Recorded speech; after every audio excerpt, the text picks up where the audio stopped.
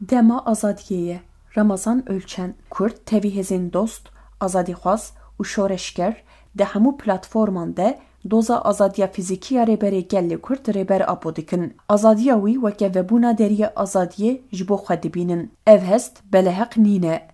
Ji ber ku îmralî weke laboratwara hêzên serdest ên cîhanê di serî de li hemberî gelê Kurd, li hemberî hemû civakên azadîxwaz û jinan weke çalaka mirinê hata vekirin. İmralî ne tenê weke girtîgehekê ye, ew dernavenda modernîteya kapitalîstek û di şexsê min de li dijî gelê Kurdistanê û gelên herêmê êrişên mezin tên dîzayn kirin. Rêber apo sîstema îmraliyê bi van gotinan şîrove dike û weke parçeyekê komploya navneteweyî dibîne. Ev tespîtên rêber apo li derve jî li dijî gelê Kurd weke qirkirina siyasî û fîzîkî hat meşandin. Rêber apo di parêznameya xwe de ya bi navê dewleta Rahîb a Sümeran ber bi komara demokratîk ve pêvajoya komployê û rastiya îmraliyê piralî radixe pêşçavan. Sîstema îmraliyê weke parçeyekê komploya navneteweyî dibîne û dibêje her tişt ji bo mirina min hatibû amadekirin. Bi giranî ji bo tînekirina fîzîkî ew nebe jî jaliyê wateyê ve dixwestin min tîne û pûç bikin. Rêber apo diyar dike ku komplo gelekî kûr û xumamî bû. Lewma ji bo têkbirina komployê pêwîstî bi pêngaveke mirovayiya pêşverû ya da asta mucizeyê de hebû û vê tespîtê dike çarenûseke bêrihim hatibû amadekirin. Di rewşeke wiha de cîhan tev bibû dijber. Dost û hevreyên herî nêz jî li gorî bawerî û nirxên xwe yên moralê ji bilî mirineke bi şeref ne li benda tiştekî din bûn. Mejiyê 100 salê ev bû. Mejiyê dostan jî wiha bû û yê dijmin jî. Ciyê ku hest û bawerî lê qerisîn ev bû.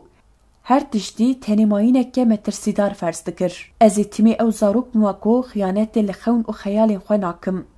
Rêber apo girava îmraliyê ango çala mirinê ve guherand qada têkoşîneke bêeman al dijî pergala serdest a kapitalîst. Li wê derê di nava wan şert û mercan de li dijî modernîteya kapitalîst sîstema modernîteya demokratîk pêşxist. Bi vî awayî jî ew sîstema ku dixwestin li îmraliyê bi dest bixin pûç kir. Rêber apo 27 salin li îmraliyê di nava wê çalê de ragirtin.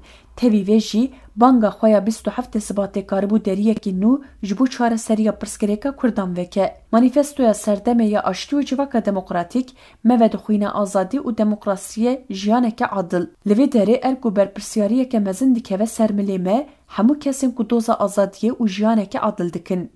Erk û berpirsyarî dikeve ser milê me ên ku doza nasna me û çand û zimanê xwe dikin.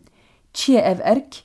Erka me ew e ku em xwediyê vê banga serdemê ji çala mirinê derxin. Em bi 10 milyonan Kurd em ê bi çi awayî qebûl bikin ku rêberekî weke rêber apo di wê çalê de bêhîştin. Madem em azadî û demokrasiyê dixwazin, madem em jiyaneke birûmet dixwazin, lazim e em jî hesabeke mezin bi hêzên komploger re bibînin.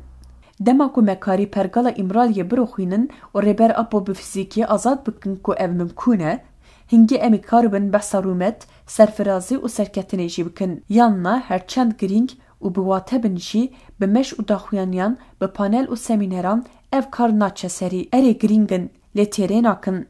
Divê berê me li îmraliyê be. Ji bo vê jî divê em rêyekê bibînin. Ku me nedît jî divê em bi xwe rêyekê vekin ber bi îmraliyê ve. Divê 100 salê de 100 eyb û şerm e ku em xwe bi nîfûsa xwe ya mezin dipesnînin, nikaribin rêber apo ji nav lepên komplogeran derxînin.